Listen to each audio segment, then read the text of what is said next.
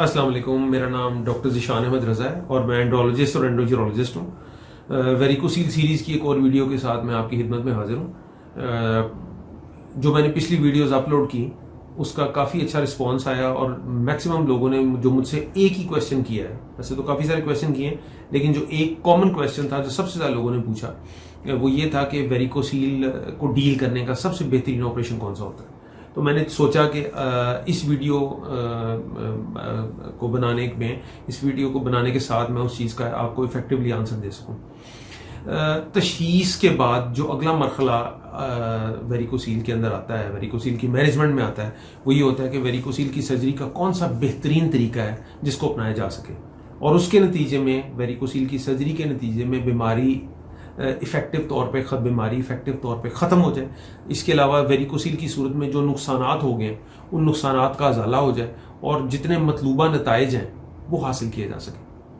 یہ ایک بہت تفصیلی ٹاپک ہے لیکن میں اس کو کوشش کروں گا کہ اس کو اختصار کے ساتھ مختصر انداز میں اس کی جامع معلومات آپ کو فراہم کر دوں۔ تو سب سے پہلے ہم ذکر کریں گے ویریکوسیل کے آپریشن کے بعد کون سے مطلوبہ نتائج ہیں جو ہمیں چاہیے ہوتے ہیں۔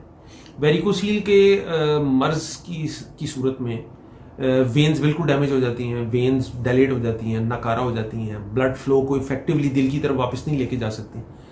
تو ہمیں جو مطلوبہ نتیجہ تب حاصل ہوگا کہ جب ہم سب سے پہلے ان ناکارہ وینز کو اچھی طریقے سے بند کر دیں گے۔ یہ اس کو ڈیزائرڈ رزلٹ ہمارے یہ تب آئیں گے جب ہم اس کو اچھے طریقے سے افیکٹولی لائگیٹ کر دیں گے، بند کر دیں گے۔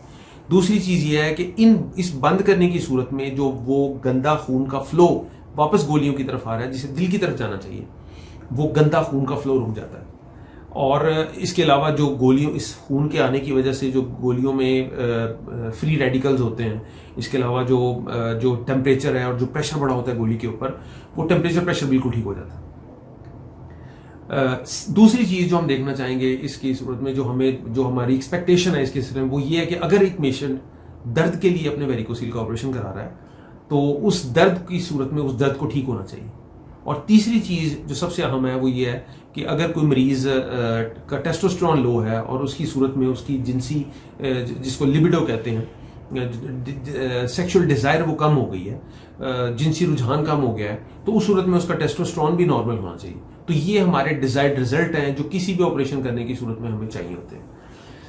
اب ریسرچ سے یہ ثابت ہوا ہے، میڈیکل لٹریچر میں یہ بہت ساری کمپیریٹیو اسٹڈیز لکھی ہوئی ہیں کہ کون سا آپریشن بہتر ہے، کون سا آپریشن کے کمپلیکیشن زیادہ ہیں، کون سا آپریشن کی ریکرنس زیادہ ہیں، بار بار دوبارہ ویریکوسیل کے ہونے کا امکان زیادہ ہے۔ تو اس میں جو ایک کنسنسسلی جو ایک لوگوں نے سائنٹسٹ اس ریسرچ پہ پہنچے ہیں تو مائکرو سرجیکل ویریکوسیلیکٹمی یعنی مائکروسکوپ کے اندر اس ویریکوسیل کو ریپیئر کرنے کا جو طریقہ ہے وہ سب سے افیکٹو ہے اور گولڈ سٹینڈرڈ ہے۔ گولڈ سٹینڈرڈ ہم اس چیز کو کہتے ہیں، گولڈ سٹینڈرڈ اس کا نام اس لیے رکھا گیا کہ گولڈ صدیوں سے ہی انسان کے استعمال میں رہا ہے اور جتنا بھی پرانا ہو جائے اس کی قیمت لگتی رہتی ہے۔ تو اسی لیے اس کو گولڈ سٹینڈرڈ کہا جاتا ہے کہ because gold is a standard.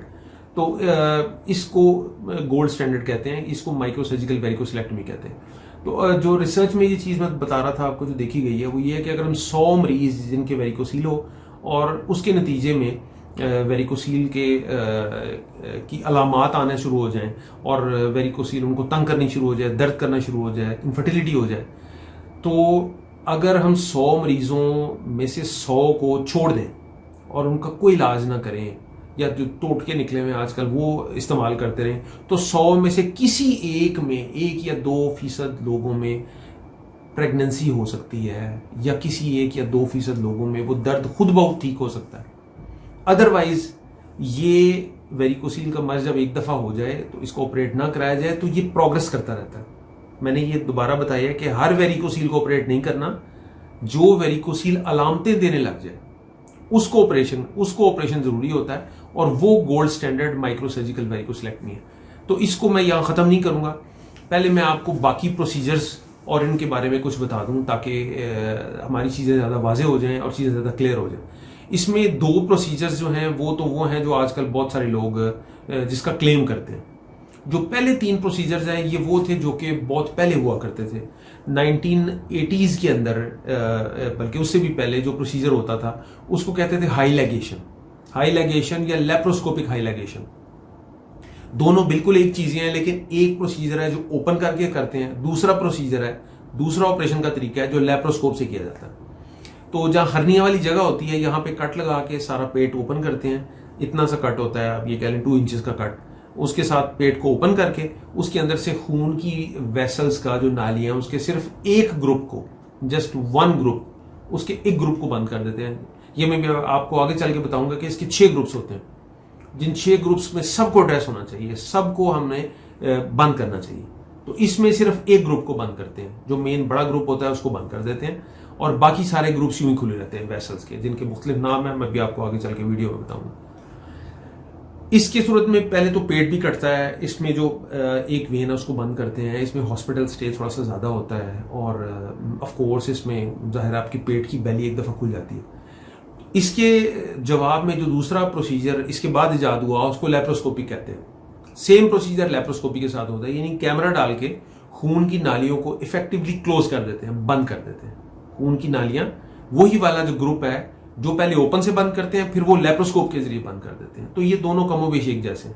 اور تیسرا پروسیجر وہی ہائی لیگیشن سے تھوڑا سا نیچے آ کے جہاں ہرنیا، ایگزیکٹ جہاں ہرنیا کا انسین لگتا ہے وہاں لمبا انسین دے کے، وہاں یہ انسین کافی لمبا ہوتا ہے، اور اس کے اندر پیٹ کا جو ایک پٹھا ہے اس کو کھول کے اس کے اندر سے وہی گروپ بند کر دیتے ہیں. تو تینوں کے اندر صرف ایک گروپ بند ہوتا ہے، اور اس کے اندر لمبا انسین آتا ہے. لیپروسکوپی کے اندر صرف ہم کیمرے کے ساتھ جا کے 3 چھوٹے چھوٹے پورٹس کے ساتھ ڈال کے اس کو بند کر دیتے ہیں. تو ان تینوں کے نتائج، ان تینوں کی ریکرنس بالکل ایک جیسی ہے. صرف ان میں یہ فرق ہے کہ کمپلیکیشنز جو ہیں وہ ہائی لیگیشن اور انگوانل اپروچ کے اندر ذرا زیادہ ہوتی ہیں، کیونکہ چیرا بڑا ہوتا ہے، انسین بڑا ہوتا ہے.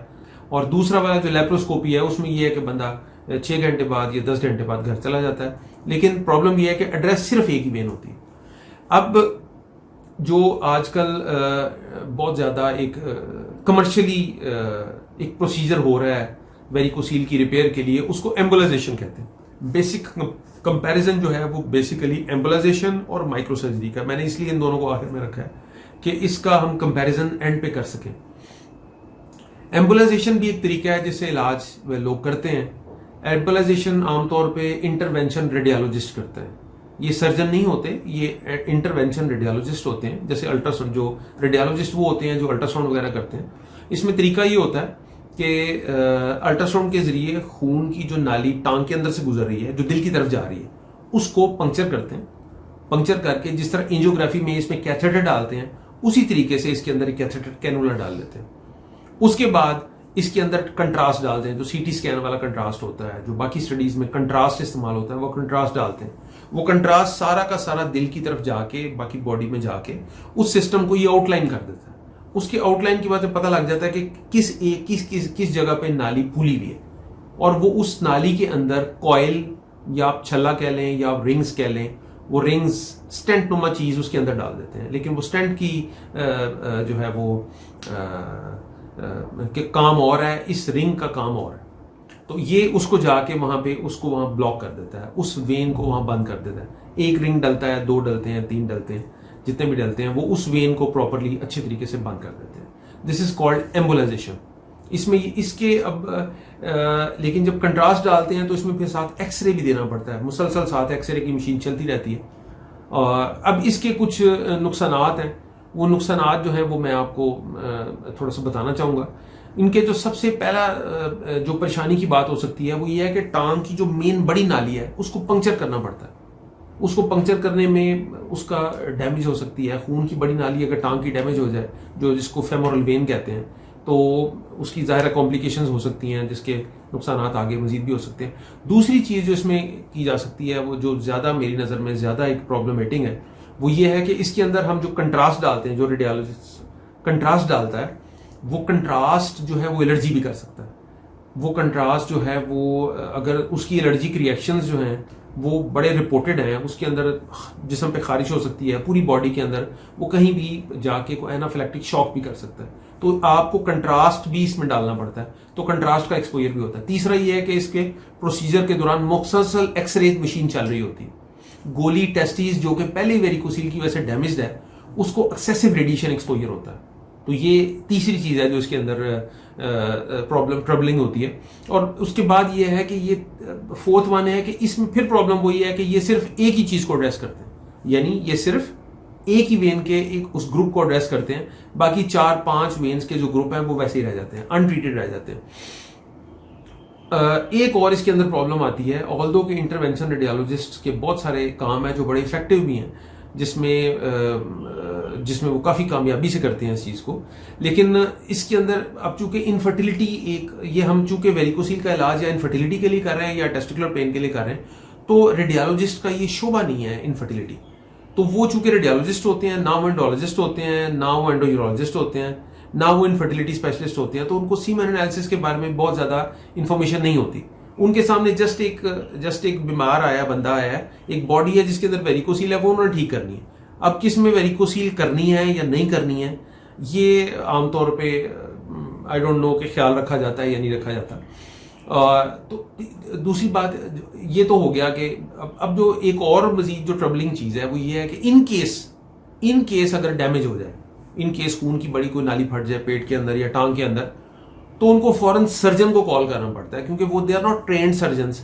وہ کسی کمپلیکیشن کو سرجن کی طرح یا اینڈرولوجسٹ کی طرح ڈیل نہیں کر سکتے, تو ان کو سرجن کو بلا کے پھر وہ پراپر پیٹ کو اوپن کرنا پڑتا ہے, اس نالی کی بلیڈنگ کو روکنا پڑتا ہے. تو وہ جو چھوٹا پروسیجر اور جلدی کرانے کے چکر میں بعض دفعہ کمپلیکیشن زیادہ ہو جاتی ہے. اور اس کی کمپلیکیشن جو میں نے باقی بتائی ہیں وہ یہ ہے کہ کنٹراسٹ الرجی ہو سکتی ہے اور بہت ہائی ڈوز ریڈیشن بھی لگتی ہے اس کے اندر. اب جو میں آخری جس کی طرف آؤں گا وہ ہے مائکرو سرجیکل ویریکوسیلیکٹمی, جس کو گولڈ اسٹینڈرڈ ڈکلیئر کیا گیا. یورپین یورولوجیکل ایسوسیشن اور یورپین انڈرولوجیکل ایسوسیشن, اس نے جو گولڈ اسٹینڈرڈ کہا ہے وہ مائکرو سرجیکل ویریکوسیلیکٹمی ہے. یہ ایک ایسا پروسیجر ہے جو 6 کے 6 گروپس کو 6 کے 6 گروپ آف وینز جو کہ مل کے ویریکوسیل کا مرض بناتی ہیں, ان سب کو ایک ہی آپریشن میں افیکٹولی ایڈریس کرتا ہے.